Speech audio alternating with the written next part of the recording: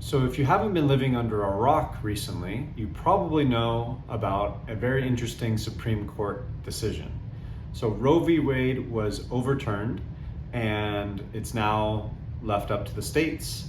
But I think that we are missing a huge point, and I want to talk about why this might have been happening now, and again, what we're missing along the way and the root causes of a lot of these things. So why was this happening now? Now I'm just thinking about what's going on in the world and thinking about when Roe v. Wade was put into law, and I look at these things and I say, okay, that was 50 years ago, it was in the 70s.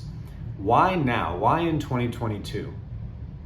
And so I look at what's going on around the world, and I look at what's going on with gas prices and inflation and things going on with the banks and with the stock market, and things are chaotic right now everywhere.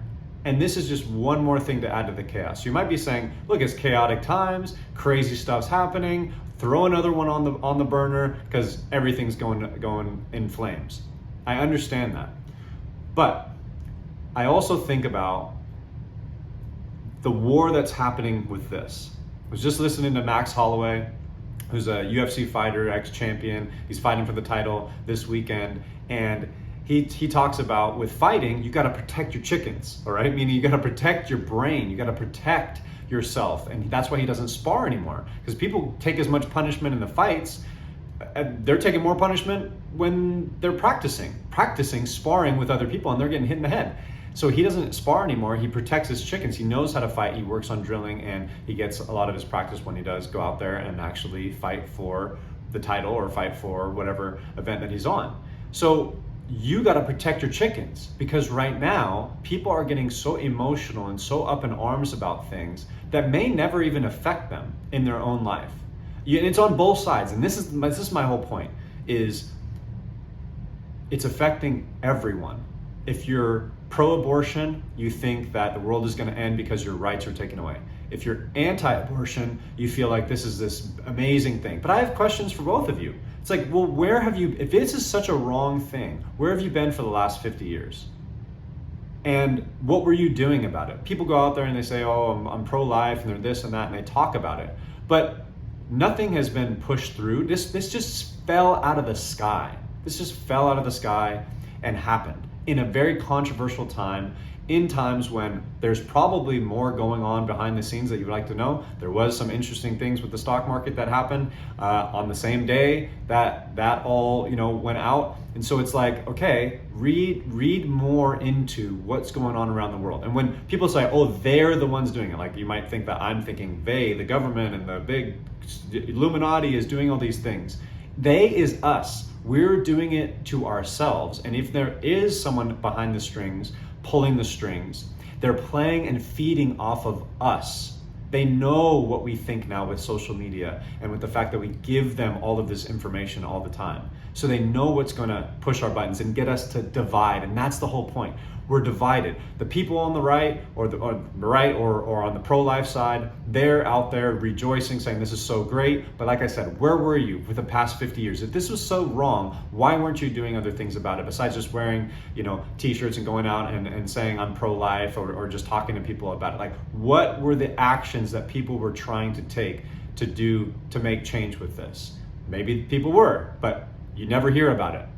The same thing goes to the other side. You're so upset because you had this right taken away from you. It's like, what do you mean? All right, this right taken away from you. This again was something that was just gifted 50 years ago, right? And people have been taking advantage of it ever since. But it's not a right. Things can go away. Like the world is very, very complicated. And like I said, it just went away. So if there wasn't any legs behind it, like we have all this controversy about guns and gun control, that's in the Constitution, in the amendments to the Constitution, okay? So it's like people had that shit in there locked in, like this is very important. Roe v. Wade got overturned because it wasn't supposedly that great of a law, and they were able to overturn it, and that's why they're trying to make new rules about it with the states, or maybe there's possibly going to be something federal coming down, but they're going to do it the right way. These people who are upset about it aren't thinking about the laws themselves and how they get overturned. But again, why now? Why now?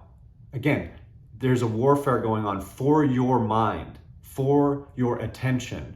And if we're not paying attention to what's really happening, like I said, we've got a lot of chaos going on, but we're not talking about the root cause. So that brings me to my root cause.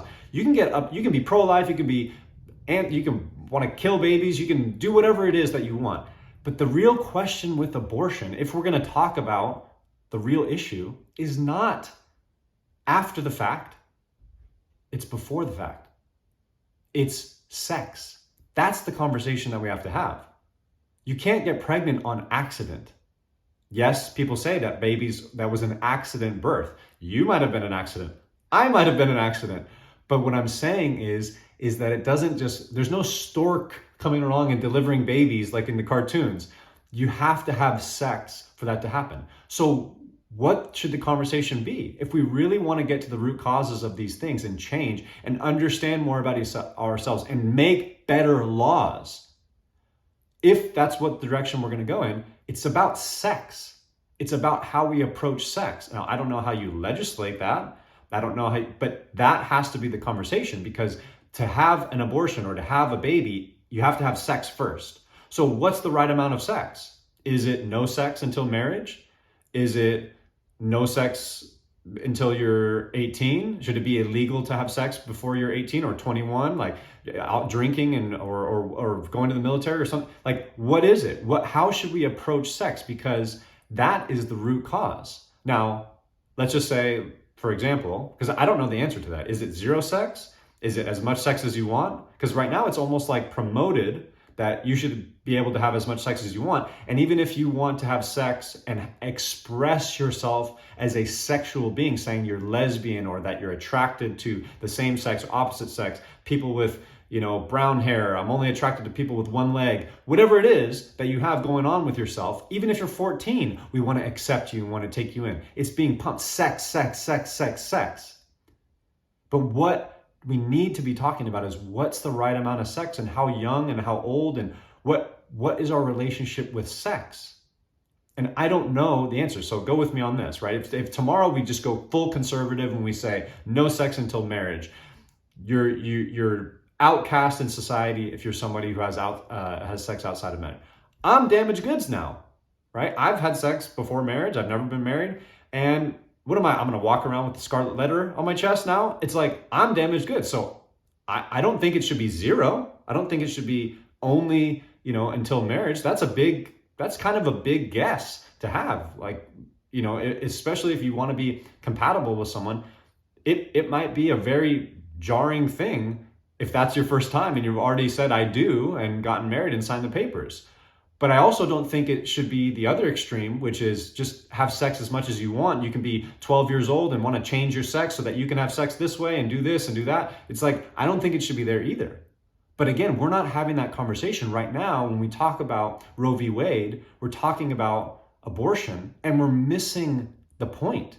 We're just fighting each other again about something that's just easy to be, I'm on one side, I'm on the other. But the real issue is much more sticky than that, I believe, about sex. What should our relationship be with sex? Should we just have as much of it as we want? Should we have, should we be more careful with it? Because if we're more careful with our sex, what's going to happen?